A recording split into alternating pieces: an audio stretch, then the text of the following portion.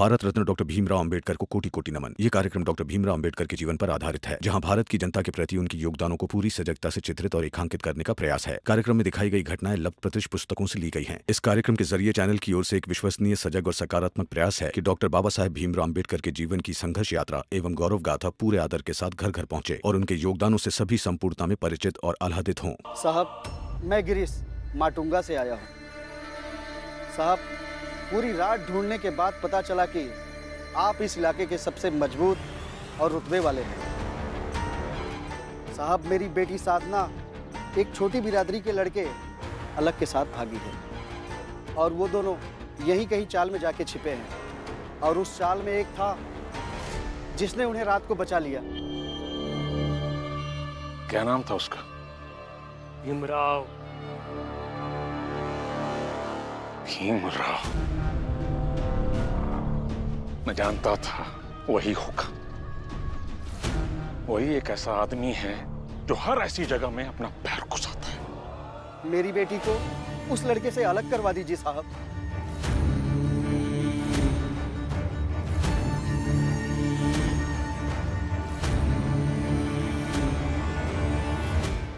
तुम्हें से किसी को बंदूक चलानी आती है?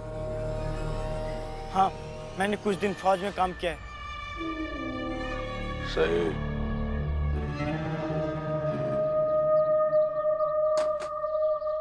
रुको।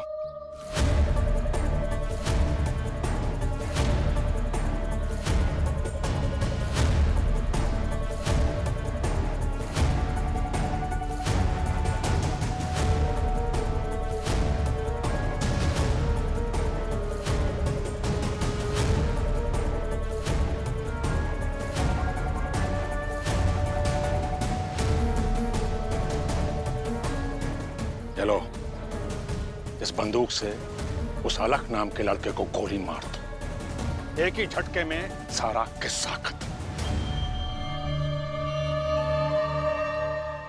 लो।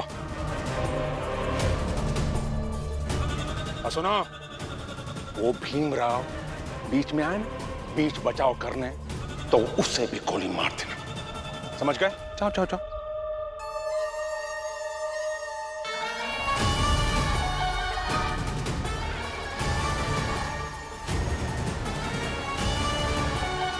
अच्छा, क्या पता इसी बहाने वो अलख और भीमराव दोनों ही निपट जाए।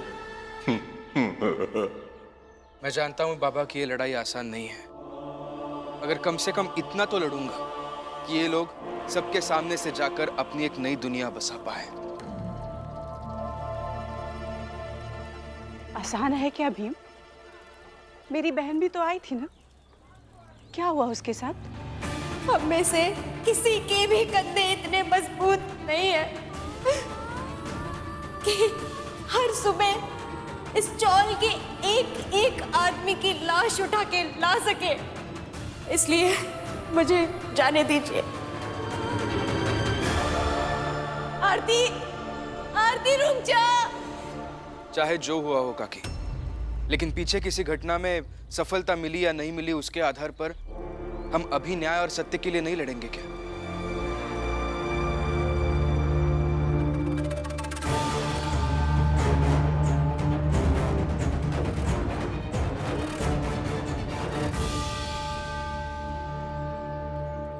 हाँ शोभा काकी, अब सोचिए ना, अगर ये लड़ाई हम जीत गए, अगर इन दोनों का घर बस गया तो एक उदाहरण बन जाएगा और बिरादरी में लोग शादी से नहीं भागेंगे।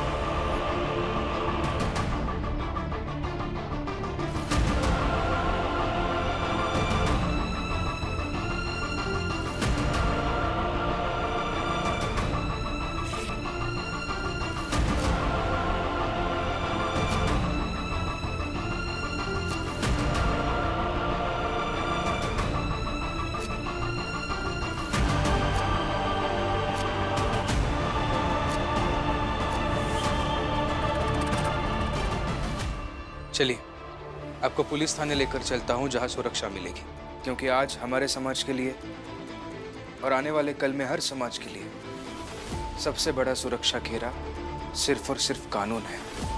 चलिए।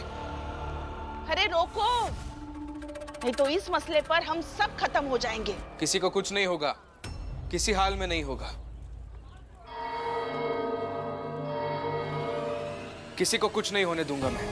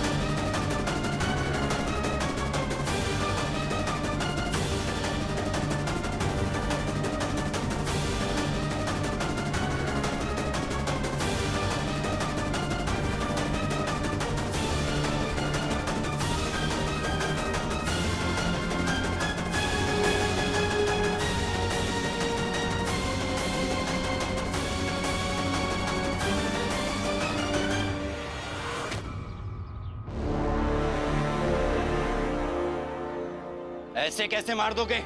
भीमराव, रात में तुमने रोका था और अभी तुम्हारे इस आदमी ने बचा लिया। सही कहते हैं इलाके वाले लोग कि तुम किसी न किसी तरीके से अपने बिरादरी के लोगों के हितैषी बने रहते हो। ऊंची बिरादरी की बेटी को बहला फुसला कर ब्याह करना सामाजिक पाप है और इसकी सजा तुम्हें मिलेगी। आप लोग ऐसे कानून हाथ में नहीं ले सकते हैं। चलिए शिशुपाल जी, इन्हें पुलिस थाने लेकर चलते हैं। इन्हें कानूनी सुरक्षा की जरूरत है।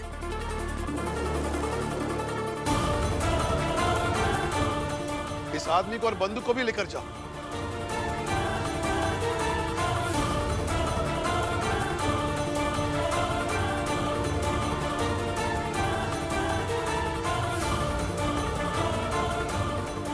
शोभा, तय तो धीरे धीरे भीमराव से भी बड़ी नौटंकीबाज हो गई। अरे तेरे त्रिया चरित्र का तो कोनो जोड़े नहीं है। क्या पता अपने भाई को चिट्ठी लिख के बुलवा ली होगी कि आ जाओ, भीमराव तो है ही यहाँ पे, सब संभाल लेगा। बकवास मत करो। कहीं बकवास का है, अब तो तुम लोग पढ़े लिखे भी लग गई हो। अरे क्या पता खुदा ही चिट्ठी लिख के भिजवा दी हो।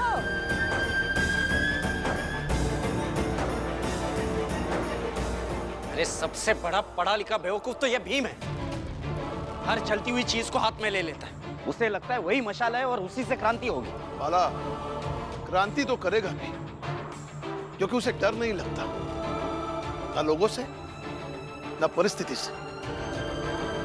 हाँ तो किसी दिन ऐसे ही आपका ये बेटा खत्म ना हो जाए। हाँ तो मृत्यु भोज करने में आप तो माहिर है, वापस कर लीजिएगा। लेकिन मुझे तो लगता है कि दुनिया छोड़ने के बाद भी मेरे पति के जन्मदिन का जश्न मनाते रहेंगे लोग। साहेब मेरे भीमराव, साहेब मेरे भीमराव।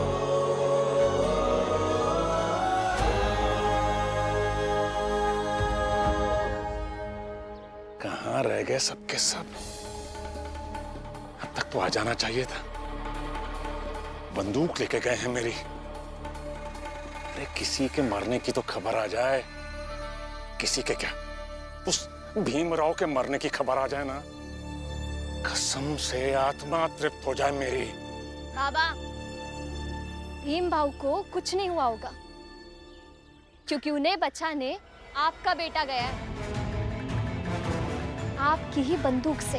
अरे ओ श्यामला, ऐसा है, बचाने वाले को ना किसी को बचाने के लिए हर बार उसे बचाना पड़ता है, पर मारने वाले के लिए बचाने वाले का बस एक बार नाकामयाब होना काफी है।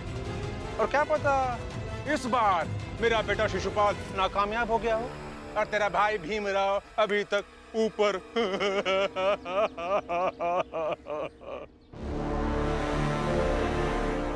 वो देखिए बाबा, आपके सवाल का जवाब। मेघनाथ जी, मेघनाथ जी, एक लड़का आया था और उसने बंदूक छीन ली और मेरे एक आदमी को पकड़कर वो ले गए हैं थाने। साथ में वो भीमराव और अलग भी हैं, मेरी बेटी साधना भी है। चलिए थाने चलिए, आप तो इस इलाके के हैं, कोई तो जानता होगा आपको। चलो। बाबा, बचाने वाला आपका बेटा है, आपने अपना बेटा खोया है।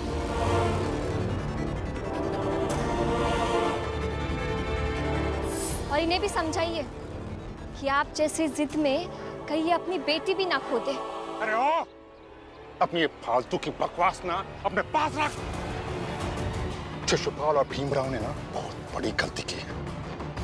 अब देखती जा तू कैसे थाने में ही खेल हो जाएगा। और तेरा भाई भीमराव इस बार हार जाएगा।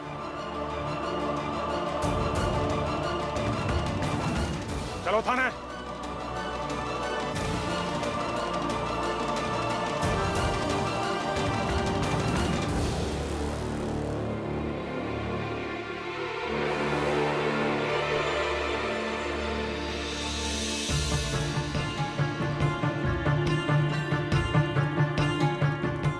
रमा,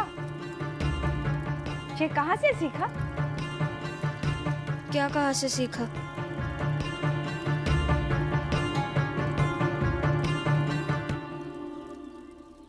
यही कि पति संकट में हो फिर भी भिंडी की सब्जी काट लेती, पति थाने का चक्कर लगा रहा हो फिर भी काम पर जाने की तैयारी कर लेती है।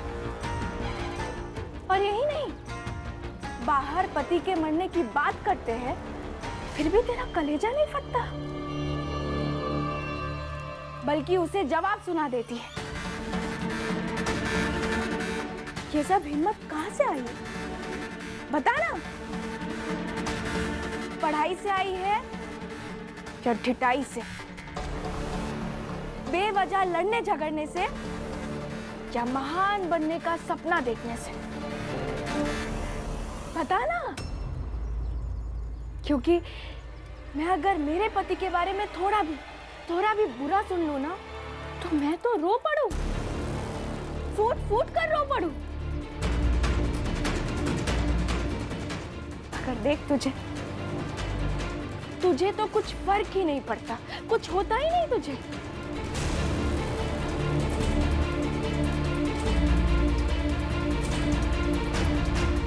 बोलना।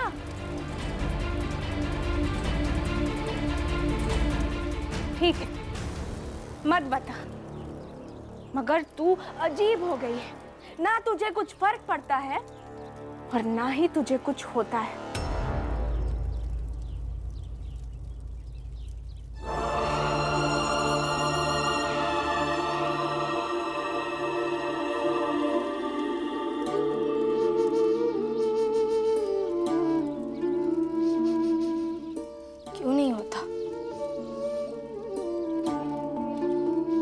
होता है ना, तकलीफ होती है,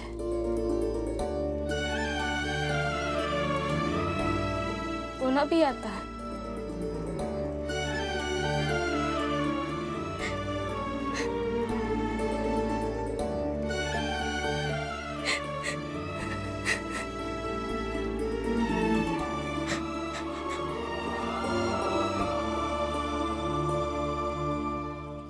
वाह, तो ये है इसकी असलियत। यार तो बड़ी शेरनी बनी फिरती है, मगर यहाँ देखो कैसे अकेले बैठकर अपनी बहादुरी आंसुओं में बहा रही है। रमा, जीवन भर तू ऐसे ही रोती रहे और फिर भीम रोता रहे तो मैं हंसती रहूं।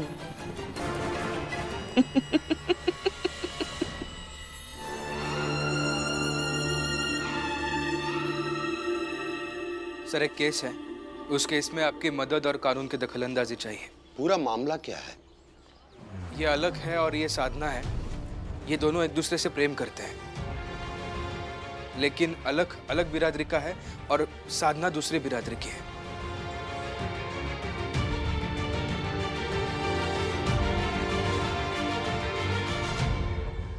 अब कल ही समझा कर आए थे ना उन चौल वालों को कि कुछ भी उल्टा सीधा ना करें। जाके देखिए आज कितना बड़ा पाप कर दिया उन सब ने, और सब के सब अभी थाने गए हैं। तो आप सब क्या चाहते हैं? चाहना क्या साहब, उस लड़के पे केस बनाइए, केस कि लड़की को बरगला कर भगा कर ले गया वो, डालिए उसे जेल में।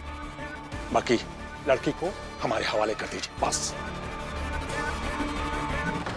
और फिर उस लड़की को मैं 47 टुकड़ों में काट कर फेंक दूंगा। वो 47 दिन से भाग रही है और हम उसे ढूंढ रहे हैं। चलिए 47 टुकड़े करने का सोचिए, बाकी काम मैं करता हूँ। जी साहब, आइए।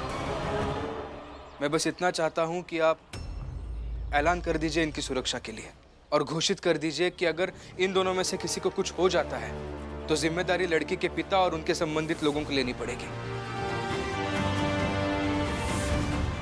और मेरे बाबा मेघनाथ जी भी, तो कोई परेशान नहीं करेगा। ठीक है, फिर हम घोषणा करवा देते हैं। दशहरे का मेला है क्या?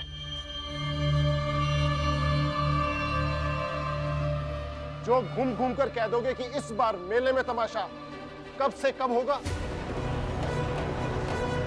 समाज की कानून व्यवस्था है।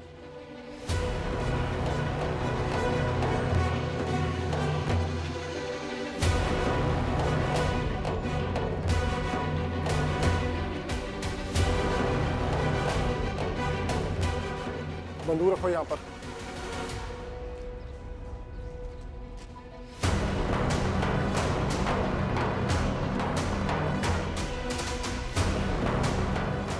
अब दरोगा इस लड़के अलग को अंदर बंद करो।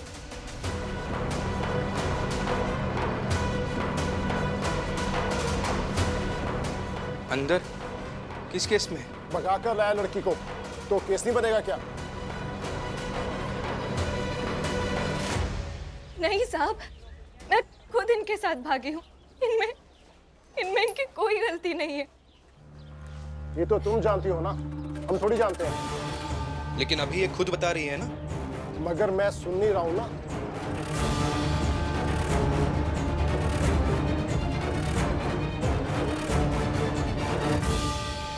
भीमराव, कानून के थाने में आकर तुम अधिकारी को समझाओगे। अब तुम जाओ, जिसको बुला कर लाना ले आओ। जब तक तुम आओगे ये इस लड़की को मार डालेंगे और हम इस लड़के को मार डालेंगे।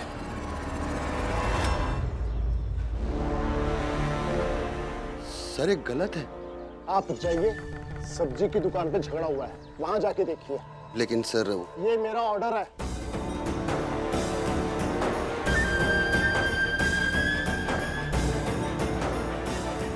दरोगा साहब, आप यहाँ रुकिए, आपकी यहाँ ज्यादा जरूरत है। दरोगा साहब, अब ये थाना तुम्हारे हिसाब से चलेगा क्या?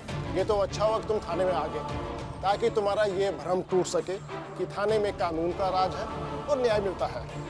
थाने में न्याय से ज्यादा सामाजिक न्याय करते हैं। लेकिन ये बात तो गलत है ना सर। चौक चौराहे पर सामाजिक न्याय की बात समझ आ सकती है, अपने अपने हिसाब से लोगों के तर्क, विरोध, विमर्श, ये सब समझ आ सकता है। लेकिन यहाँ पुलिस थाने में विशुद्ध कानूनी न्याय छोड़कर हम सामाजिक न्याय की बात करने लगेंगे तो गलत नहीं हो जाएगा? गलत वलत छोड़ो, जाओ इस लड़के को अंदर डालो। नहीं। आप लड़की ले जाइए। और भीमराव तुम देखते रहे लड़की को ले जाते हुए, ताकि तुम्हारा विश्वास टूटकर चकनाचूर हो जाए कि थाने में आ जाओगे तो सुरक्षित रहोगे।